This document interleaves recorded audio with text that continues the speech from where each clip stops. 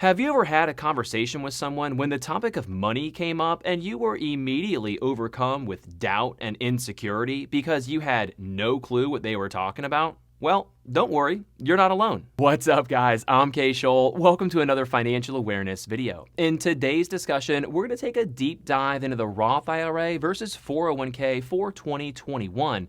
And at the end of the video, I'll share my thoughts on the best contributions you can make between these two accounts.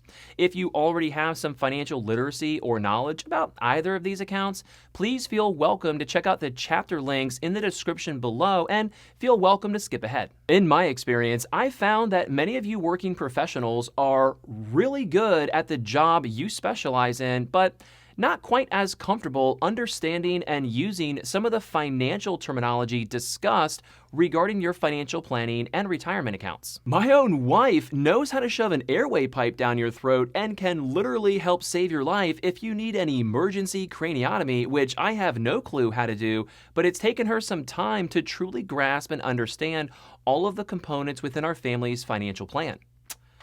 Man, I hope she watches these videos. We're going to compare both the 2021 Roth IRA income limits and the 2021 401k contribution limits, among other factors as well. My goal for you after watching this video is for you to confidently be able to have a financial conversation with your spouse, your friend, or one of your coworkers and actually know what you're talking about. And the cherry on top would be if you decided where you wanted to make your contributions after letting all the information from this video sink in. Okay, let's get to work.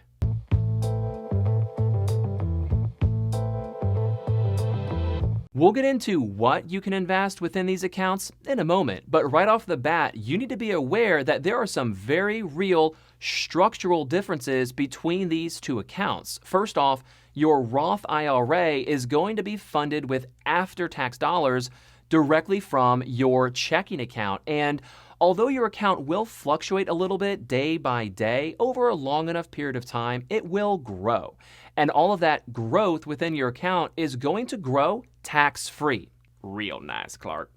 Your 401k is funded with pre-tax dollars before the money ever hits your checking account, and those funds will grow tax deferred. And that is the biggest structural difference between these two accounts, which is why I wanted to mention it first. Literally over a 20 or 30 year length of time, the bulk of your account size will come from growth and dividends, and that growth will either be tax-free or tax deferred, depending on which of these accounts you contribute to. There's this thing called behavioral finance, which goes deep into the emotional and behavioral components of financial planning and investing. And one of the reasons why people tend to contribute to their 401k instead of their Roth IRA is because, well, it's just easier. Your 401k is directly tied to your paycheck, and it's just a few clicks away, and it's usually a part of your open enrollment and onboarding experience when you start your new job, versus your Roth IRA, where you have to be a little bit more proactive and intentional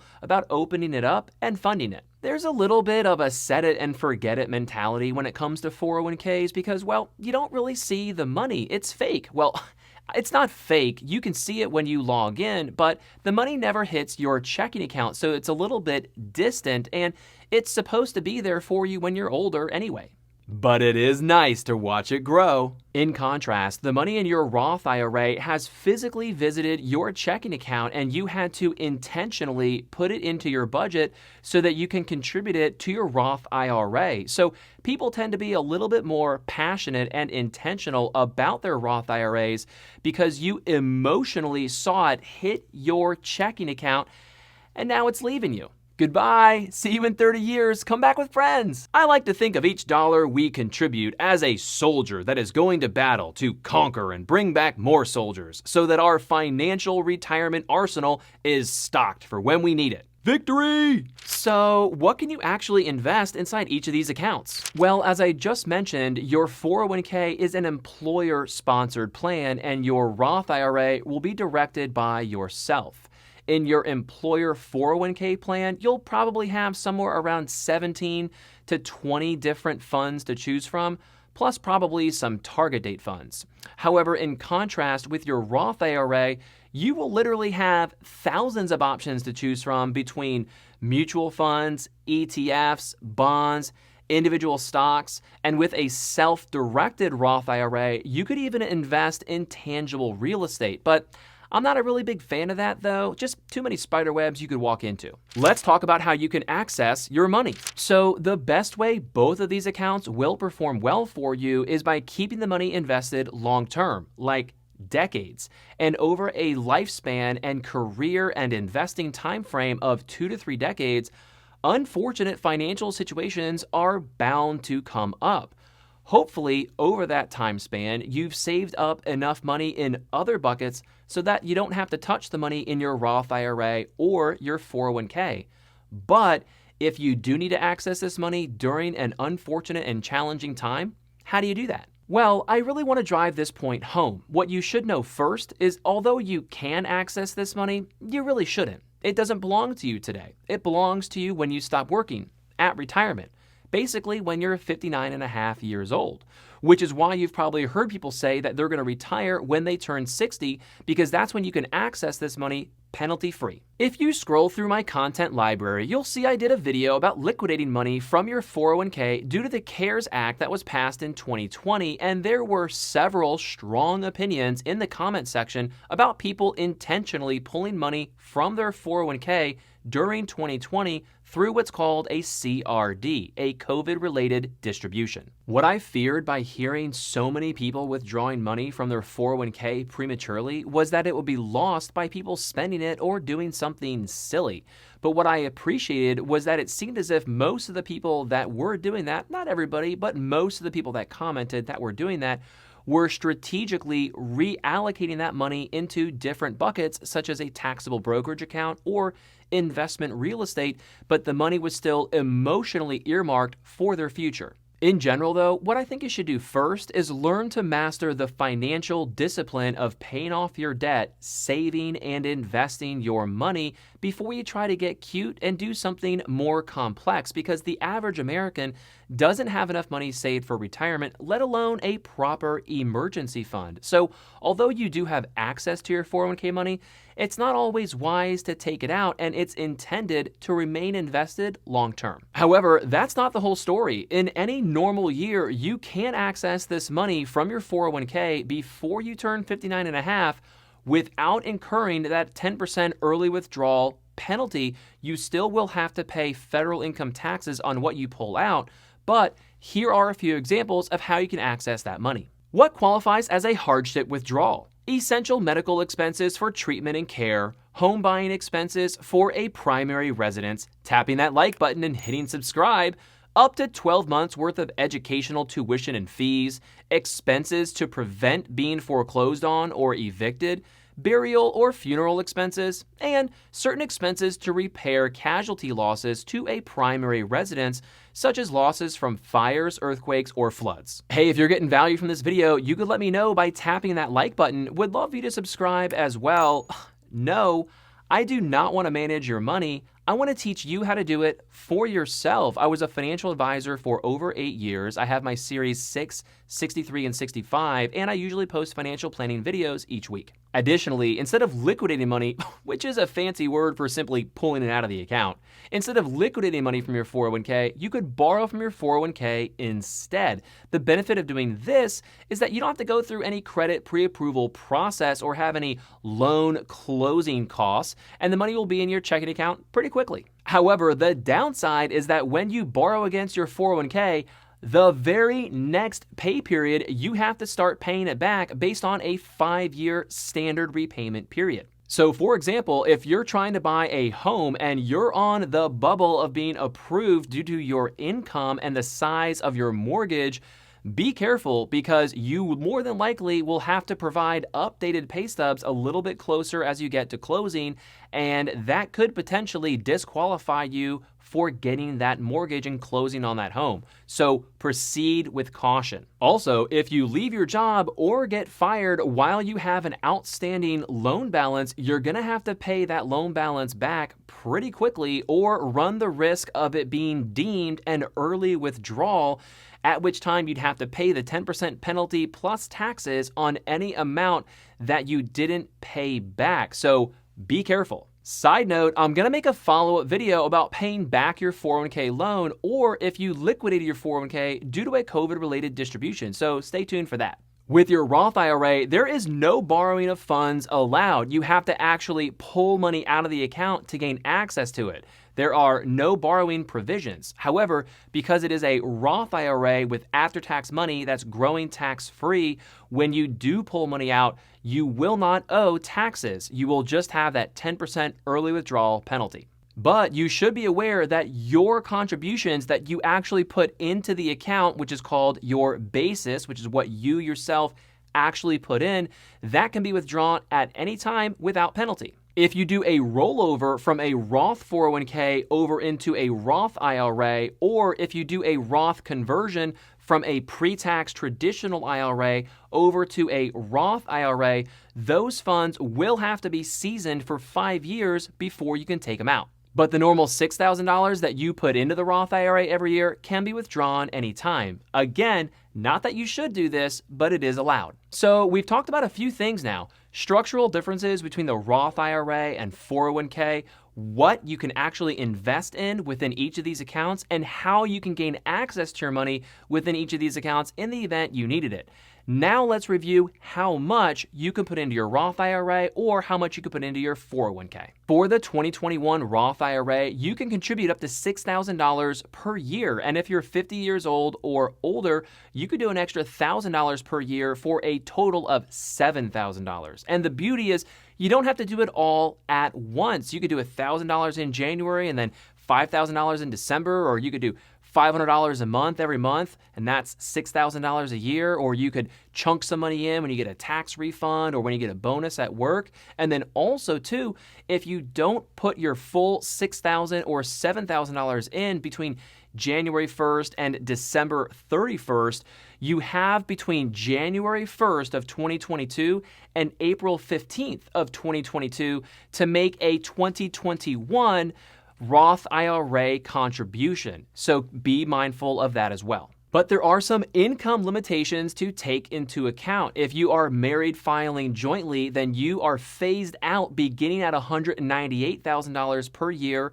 married filing jointly, and you're capped at $208 per year. So if you make $198 on the dot, you could do the full $6,000. If you make more than $208, you can't do any, and it phases from $6,000 to $0 between $198 and $208. So if you make more than $198,000, you can't do the full $6,000 a year. And if you are a single tax filer or head of household, then for you, your phase out begins from $125,000 a year to $140,000 per year. So if you make more than $140,000, you can't do any. And if you make more than $125,000, you're phased out between $6,000 and $0, depending on where you fall. So if you make under $198,000 married filing jointly, you could do the full $6,000 a year. If you make under $125,000 as single or head of household, you could do the full $6,000 a year as well. If you do make too much money to be able to contribute directly to your Roth IRA, then check out my videos about Roth IRA conversions or the backdoor Roth IRA strategy so that you can do those conversions and those strategies correctly. For the 2021 401k, you can contribute up to $19,500, and because this is a pre-tax contribution, the amount that you actually put in will be labeled as a deduction against your gross income. So for example, if you're making $70,000 a year and you put 10% into your pre-tax 401k, 70,000 times 10% is $7,000. So you grossed 70,000, you subtract the 7,000 that you put in, and your actual taxable income in this example would be $63,000. Not many people know about this, but you actually can put in more than $19,500 into your 401k. Between what you contribute and what your employer puts in, the max for 2021 is $58,000. But anything above $19,500 of what you contribute will have to be an after-tax contribution. But for the sake of this video, the $19,500 is the max you can contribute to get the deduction. The other great thing about 401ks is that hopefully your employer is providing you with a matching what you contribute. I know in 2020, a lot of employers did away with the match to save the company some money, and if that happened to you, then I'm very sorry, and that's unfortunate, and hopefully your match will come back soon. But if you are still getting that match, then you probably have something called a safe harbor plan, where let's say you contribute 5% and your employer will match dollar for dollar on the first 3% and 50% on your next 2%. This means that if you put in 3%, they'll put in 3%. If you put in 4%, they'll put in 3.5%. And if you put in 5%, they'll put in 4%. But anything above your 5% contribution, they will still only do a 4% match. Getting an employer match is awesome, and it's one of the best financial compensation benefits out there, but you need to keep in mind about your company's vesting schedule. This means that you need to remain employed by that company long enough for you to be fully 100% vested in that employer match that you can see within your account. Some companies have no vesting schedule, and whatever match they give to you in your account is 100% yours from day one. And if that's what happens to you, then that is fantastic and that is amazing. Other companies, I would say on a national level, what the average is would be a 3-year vesting schedule. And what that means is that the money technically is in your account, but it's not yours until you complete 3 years of service with that company from your start date to start date plus 3 years. So you can see this money in your account, but it's not really yours yet until you're fully vested and you've been with them long enough. With the Roth IRA, it's not an employer-sponsored plan. It's yours. There is no such thing as a Roth IRA vesting schedule. It belongs 100% to you from day one. Okay, so if you just click the chapter link to take you right to my thoughts, then do me a favor and tap that like button for saving you all of that time. It really helps out the channel and it lets me know to go ahead and continue doing that for longer format videos. My thoughts are this: you need to be working your way out of debt and building a proper emergency fund, period. From there, if your employer offers a 401k match and you plan at sticking around and staying in that company long enough to be fully vested in that match, then it's a no-brainer. Contribute whatever you need to contribute to get that full match from the employer, because that's basically guaranteed money coming your way. Then go to your Roth IRA and max out those contributions at $6,000 a year or $7,000 a year, depending if you're 50 or older. If you are blessed to not be able to make direct Roth IRA contributions from your checking account because you make too much money, then you need to double check and look at your 401k plan through your employer to see if they offer a Roth 401k provision.